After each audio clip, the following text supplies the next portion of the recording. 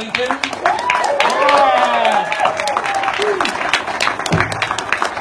And Perry Shen.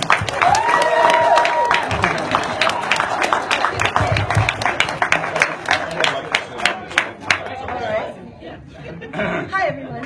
Hi, Lar. Hi, everybody.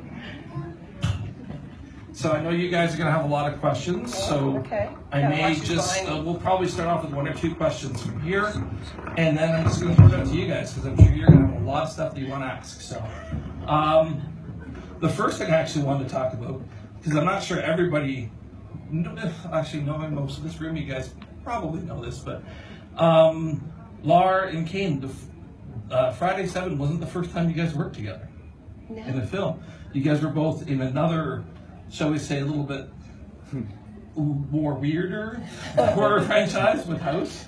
Well, they and had House 2. Kane, so it would be more weird. Well, I mean, it's also the franchise that became known because they just basically swapped out Cheers actors Right. and didn't really explain why. Right, it's true. Right, House 2. It's fun, super fun. Did you guys work a lot together on that project, or? No, my character was in the real world, reality, and you were pretty much in an alternate reality, correct? Well, yeah, I mean, I was doing, I did stunts in the movie and played a character, but did all the House movies, which I really enjoyed. I loved those movies. Yeah, so much The fun. first one especially was so different. And, I loved it. Yeah, so that's where we first worked together, and when John Beekler told me that he had hired her to be the lead in the new Friday movie, and I wasn't confirmed yet. And he was fighting for me to play the character, but people were like, who's he? We've never heard of him, so I had to do a screen test. Oh, wow. Yeah, so that started it all. And Perry, you started off a little bit differently. You were doing a lot of television work until basically Better Luck Tomorrow came around, and that just basically seemed to be a film where there was a lot of like-minded people who were just pissed off and not getting any opportunities and decided to do it on their own. Right, yeah, it was, it happened in, I think, 2002, the movie came out, and it was all Asian American cast, which is like unheard of, and like the director Justin Lin wrote it and directed it, and now he does all the Fast and Furious movies, Star Trek, and so he basically took the movie out to Hollywood and he said, "We love this movie, we love the script, we'll give you all the money you want as long as you replace it with white actors." And the guy, he's like, "What?" But I mean, they're giving him a lot of money. They're giving him like $1 million, which in the independent world is huge, you know. And we made it only for $250, so we're getting 4 times the budget. And then he, to his credit, he says, "I'm not going to make any excuses. I want to make it the way I want to make it." And he hadn't made any movies really. He only had one other one, but he stuck to his guns. We made the movie. He maxed out all of his credit cards, went 250 grand in debt. Was sleeping on the floor, was eating oatmeal while he was editing it, and then it was like a Cinderella story. All of a sudden, we got into Sundance, which only 16 films out of like 24,000 that submit get in. We got in there. All of a sudden, then we were screening. People loved it. They wanted to buy the movie. They were lowballing us, and then all of a sudden, Roger Ebert stood up and said, he was, saying this movie's amazing and great, and all of a sudden there was a bidding war on our movie. And all of a sudden, and I'm the lead actor in the movie, and all of a sudden the movie gets purchased by Paramount, we get released, we are the #1 movie that weekend. I mean, it was like a Cinderella story, so it was really cool. Really cool. You ever call up Justin and be like, "Hey, I can be Fast and Furious too"? Yeah, but he's put the other actors in, except for me. So Adam Green's my Justin Lin. And speaking of it, you've kind of become, I guess in a way, the good luck charm, whereas Kane's kind of the main focus of the Hatchet films.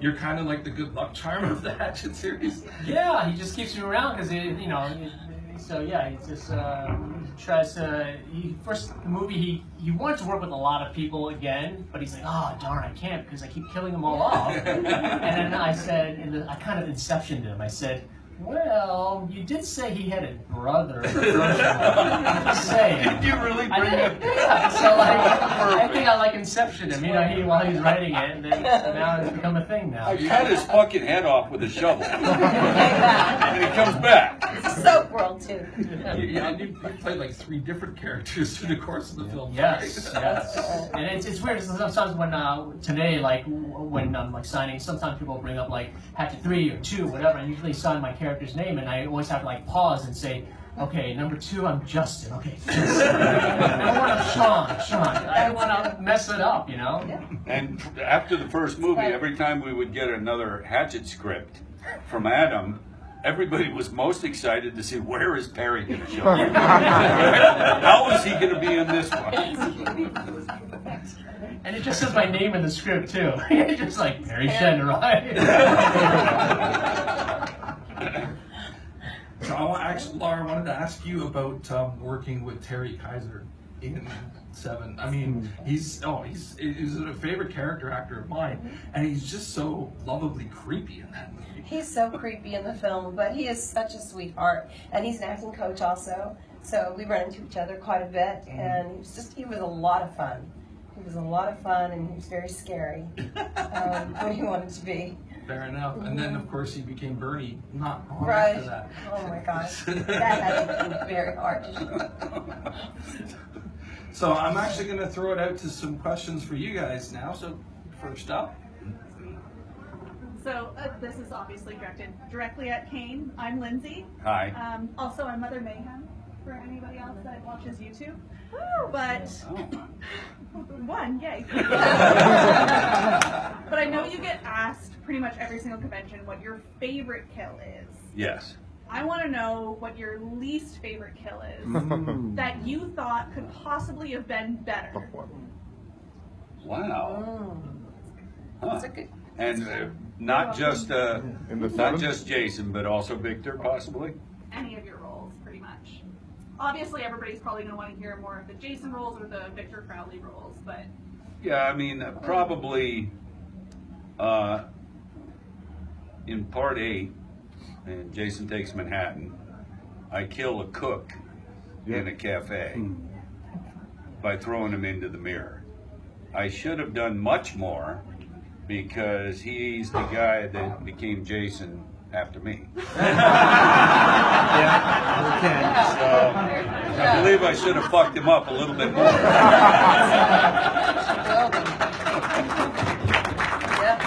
Never had that question before. That's Very good. good. That was a good question.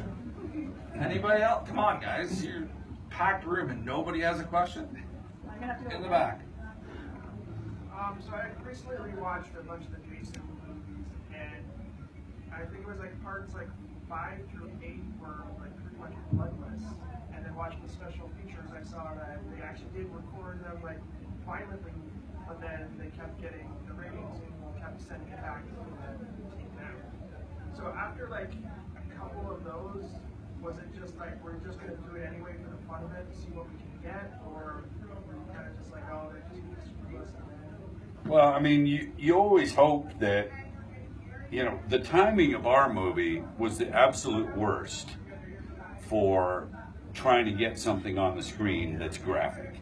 For some reason, that time of filmmaking, they were taking out everything. Every single kill I did in that movie was so crazy and over the top, and it was cut down to nothing. And people still love the movie. Yeah. So it's amazing to think of how much more it would have been enjoyable had they left some of the makeup effects in. These people spend months developing something and they shoot it and it looks amazing on screen, and some fucking asshole in an office, no, I don't think the public should see that. Yeah, I will not. You know, it's just so frustrating, and every single kill in part 7 was cut completely. I mean, when I grabbed Vince, who's the guy that I smashed his head? Eddie, was it Eddie? No, Smash his head. crushed his head down, yeah. Anyway, that kill looks so amazing in dailies because it was a prosthetic head that Beekler built that I could crush down to the size of like a softball, and the eye went flying out and fucking juts of blood, and it looks so amazing. And when you see the movie, it's just almost nothing. Trickle of blood, that's it, yeah. Yeah, trickle of blood down the face, that's it.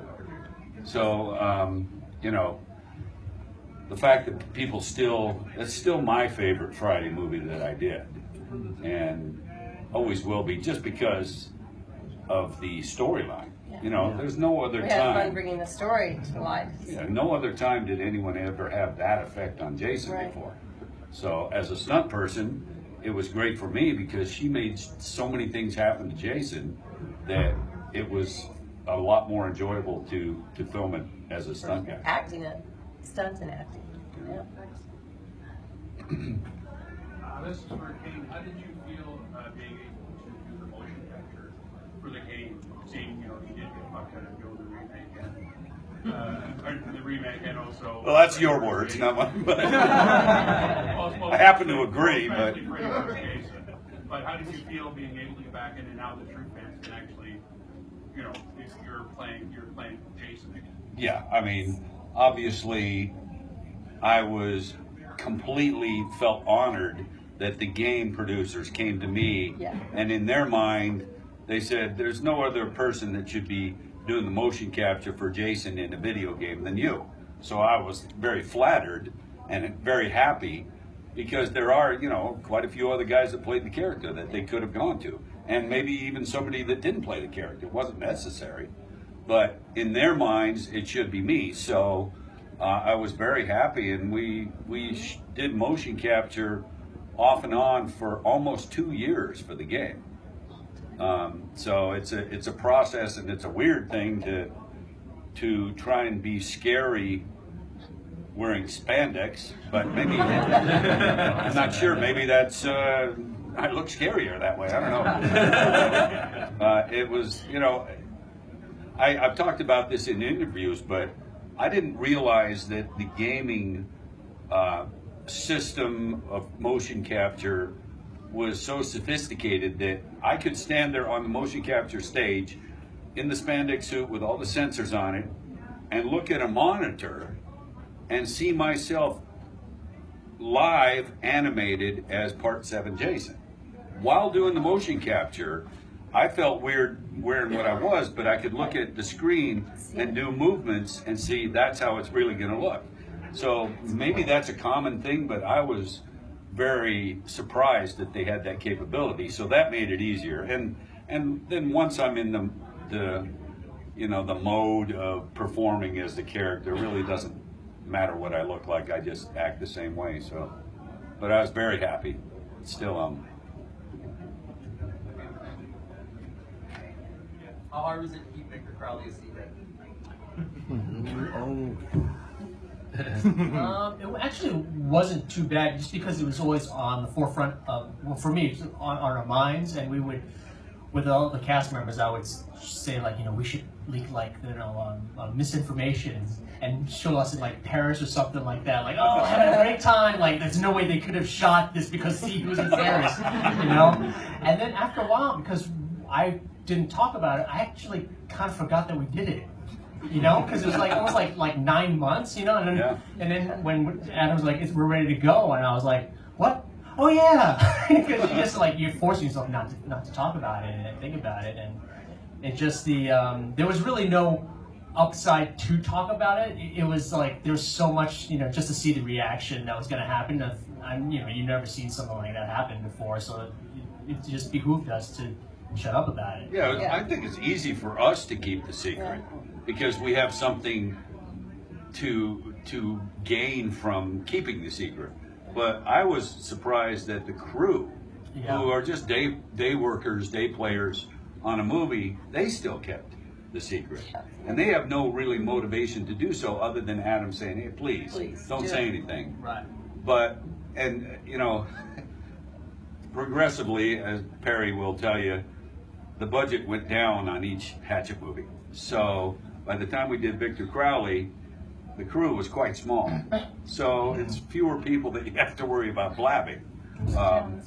But, you know, I still was amazed that it didn't seem to be a big shock when it came out. It was so much fun to see the reaction. Because for, you know, months, be at a convention and people come up and say, oh, I hope you do another Hatchet movie. And I'm like, He said, do you think you will? Already done. In the back Already of my done. mind, I'm saying, I've already seen it, so Yeah. who knows, maybe.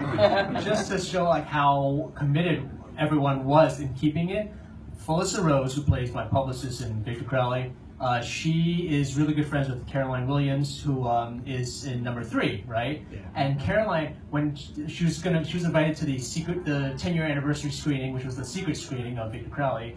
Felissa said, I just had lunch with Caroline, and she came up. We were eating lunch, and somehow word got out that there was a 4th one. She's like, hey, I just found out. I think they're going to show. I think there's a Hatchet 4.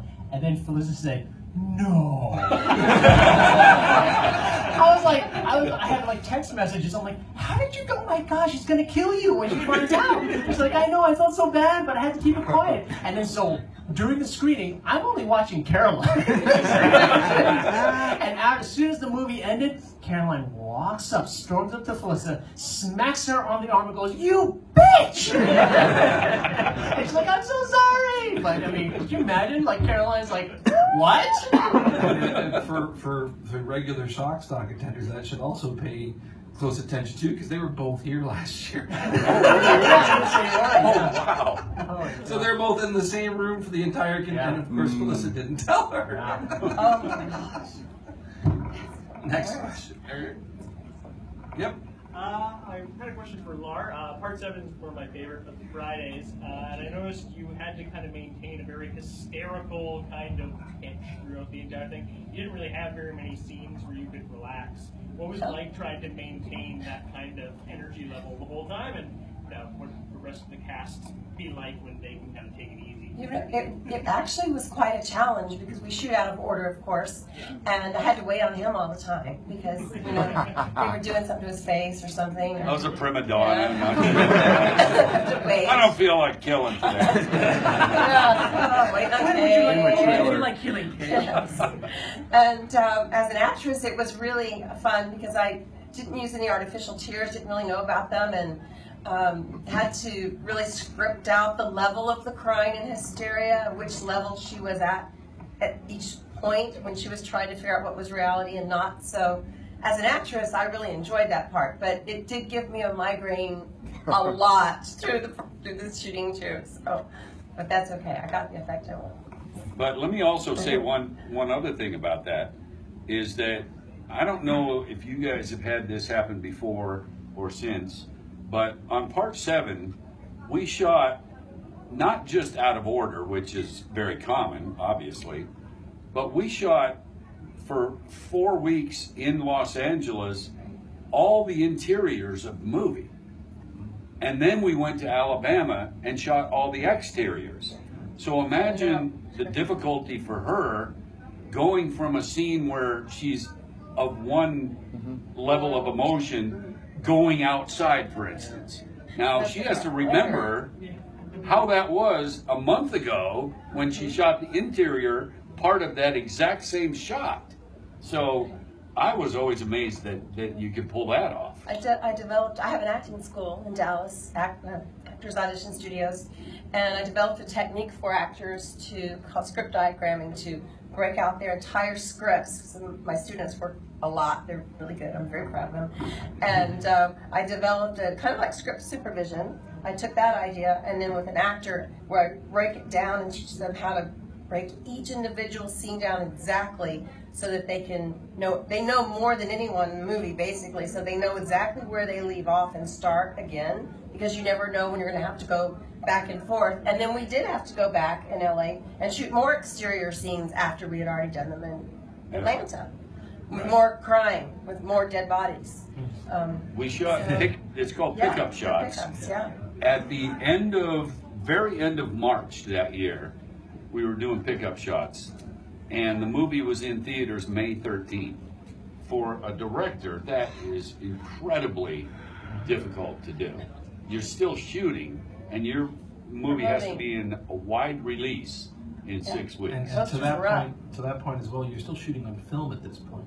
Yeah. It's not like now where it's not, you have Video Village set up. You can go back to your previous scene that you shot a month ago and kind of look it over again before you go in. You couldn't do that. No, they just talked us through it. Makes it even more difficult and even more kind of miraculous that you're able to do that. And for me, you know, if I was inside and maniacally killing someone, and then I go outside and I have to remember, oh no, that's right, I'm always fucking crazy.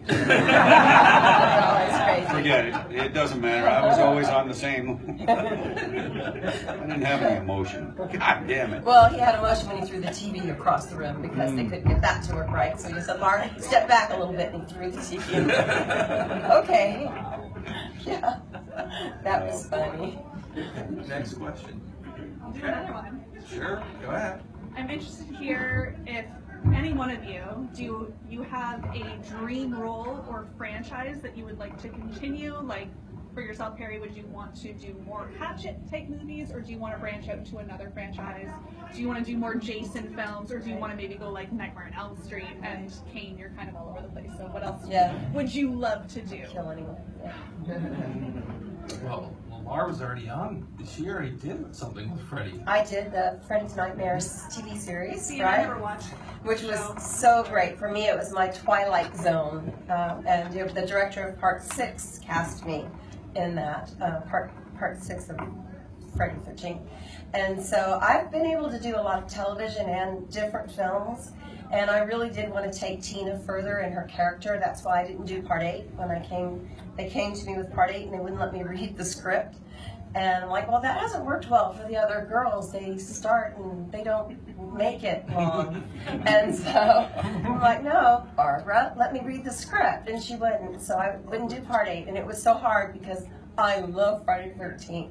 So I didn't do it. And I always wanted to bring Tina back with her powers and have a daughter have equal powers and kind of a situation. But I like all kinds of roles. I like scary films. I really do. And I also like the soaps, and I like crime scenes. So, yeah, I like to do a lot of different roles. I have one coming out called Expulsion, and it's a very scary woman who's desperate to get the hole closed in the universe because she's been time traveling so much. She's like kind of peeling away. So that should be out shortly. So it's pretty cool. Very. I grew up with comics, so there's not many people who know more than comics than I do. So like the fact that all these comic movies have come out are like, it's like a dream come true, right? So I would love to be part of some sort of canon of something that I've read and just be a part of that. I mean, that just would be really cool. I kind of got a little taste of that with, I'm one of the characters in Mortal Kombat, so I do have like some abilities and things like that, but I mean, to be part of like a Marvel or DC situation that I've read, that would be really cool, yeah. We had a House 2 comic book. It was out, yeah. Yeah, it's pretty cool. Yeah. I've got one. And, you know, as working as a stunt person for so long before I had any, you know, mainstream notoriety, I was able to work in a lot of very cool, different kinds of movies. And sometimes playing little roles, like in Daredevil, I was the guy that beat up Daredevil's father in the alley, and so that was cool because I was also a comics guy. Then I did Monster with Charlize Theron, and she won an Oscar for it. So You're welcome. oh, I gotta do that. Thank you. I did a scene with someone who won an Oscar for that role. That's pretty awesome. How did I not think of that? That's some good trivia right there. But you know, recently I've been offered all kinds of different roles because, you know, fortunately, if you have a name in horror, then horror movies want to have a horror name associated, so they know that the best way to interest somebody like me in their horror movie is to offer me a role that I never expected that I would do. And that makes me think, that's interesting, and then I'll consider it more. If it's the killer, I mean, I'll always enjoy it, but it's not as intriguing, like, you know, doing, well, for instance, when I did Holliston with Adam Green, he said, I want you to be in Holliston, I want you to, you know, play yourself. I said, well, that'd be pretty easy then. And he goes, one of the storylines I want you to do is, I want you to become suicidal whenever anybody mentions Freddy versus Jason. And I looked at Adam and I said, "Are you fucking kidding me? You know how sensitive that subject was for so long."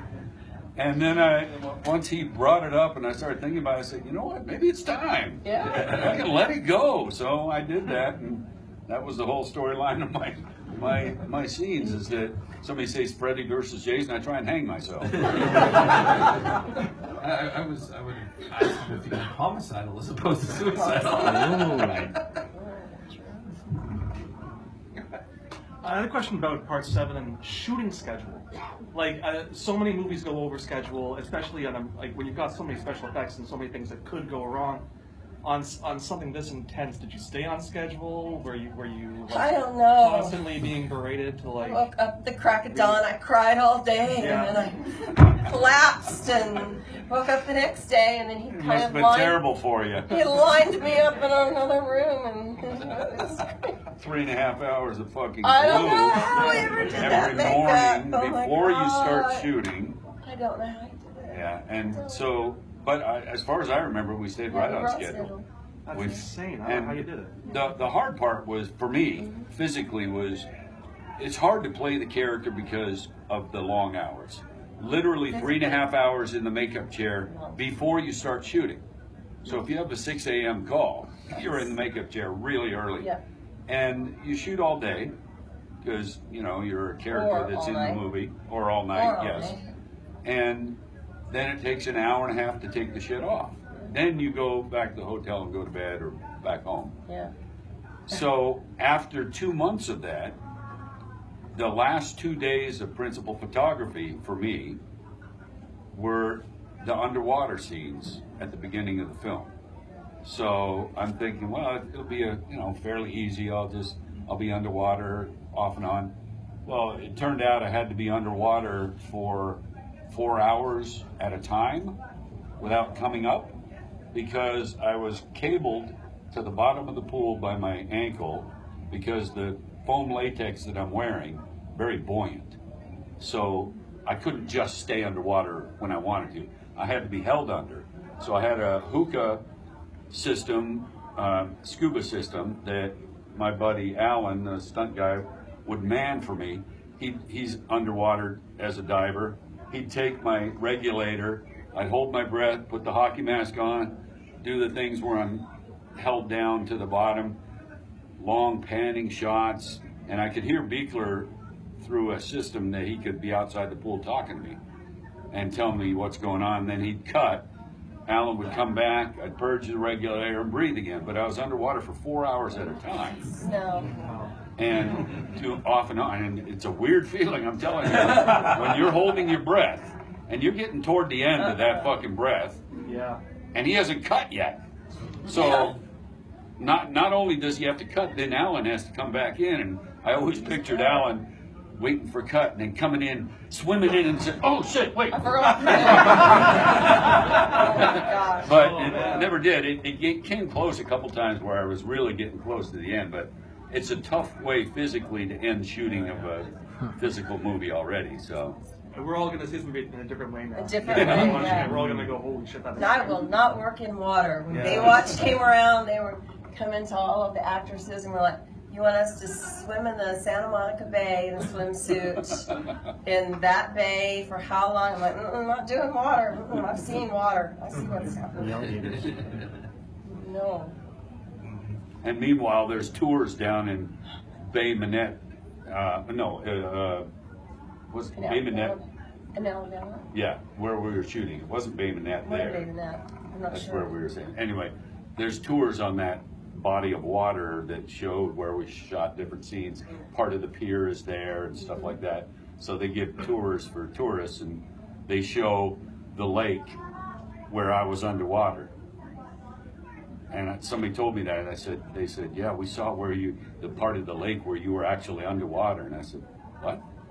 It was a fucking diving pool, a scuba diving pool that was dressed to look like the lake. So, Right. yeah. Yeah. One more quick follow-up.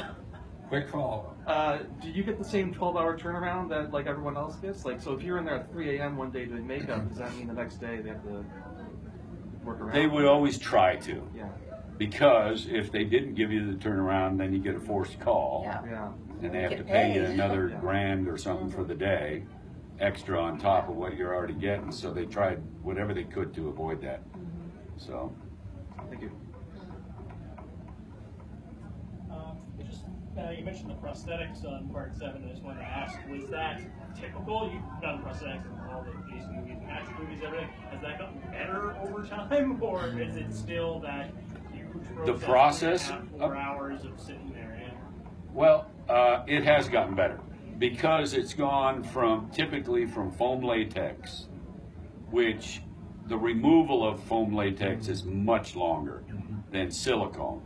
Now they build the makeup with silicone, which I personally think photographs better anyway, because it looks more Real.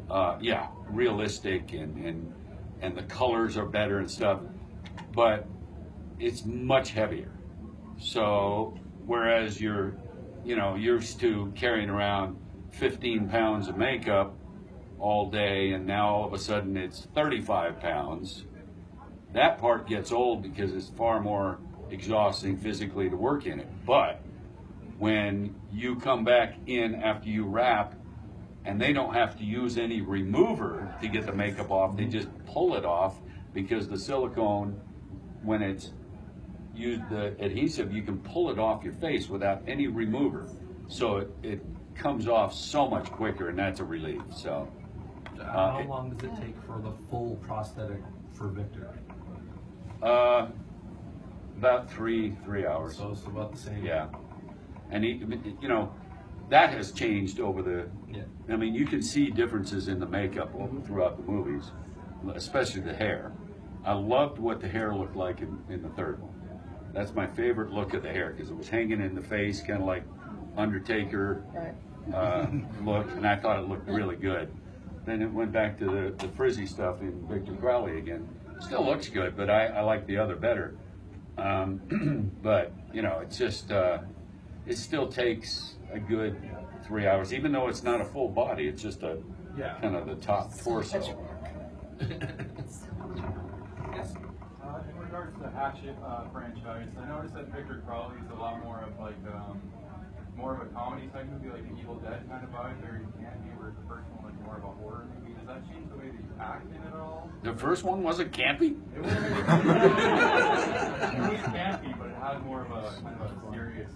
I don't know. I thought all of them were pretty campy, but I think that campiness and comedy works so well the way Adam Green does it, Absolutely. because he makes the other characters so entertaining and so fun to watch, and it's not at the expense of the scariness of the movie. So that's a tough thing to do, and he does it masterfully, where you can be laughing at Perry 1 second, and then the next minute I show up and brutally murder somebody, and you're not laughing anymore, and it's such a roller coaster, and I think that's a really entertaining way to watch a movie. Agreed. Yes. I actually have a question for Perry.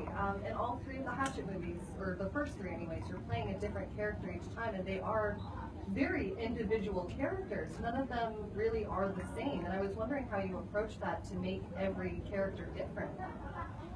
I mean, it's just basically just doing your homework, and because they are, different people, even though it's played by the same person.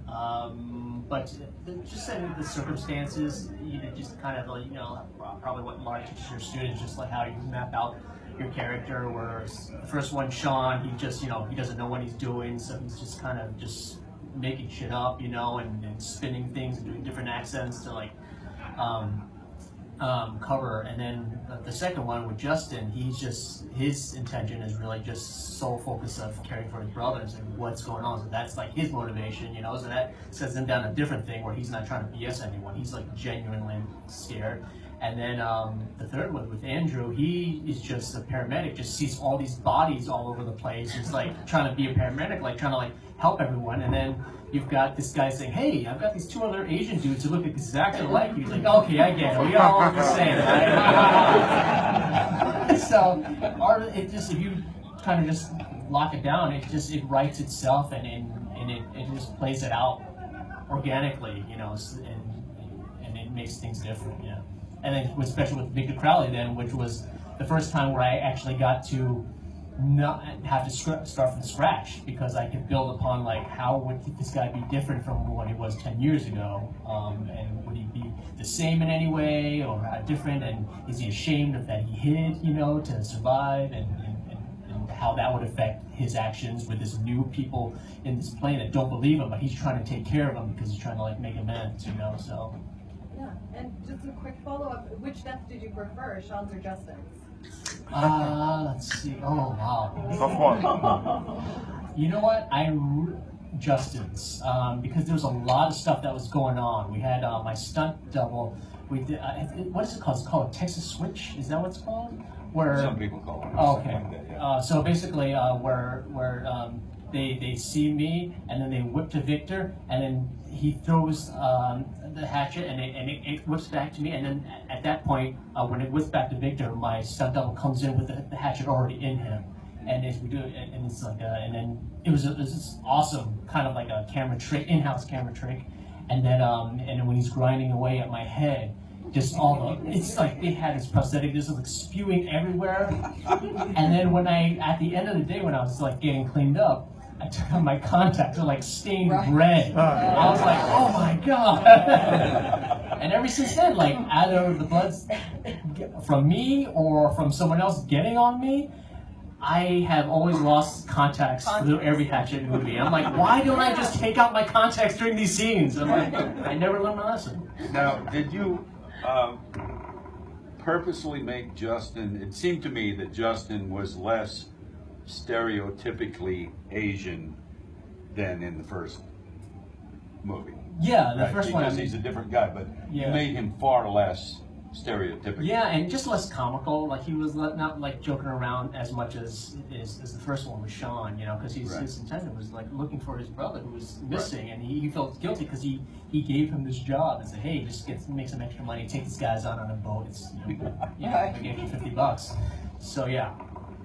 Whereas the first one, you know, is just Adam let me do whatever I want, a magic trick, and it's just Just when the audience first saw Andrew show up in the third one, set down the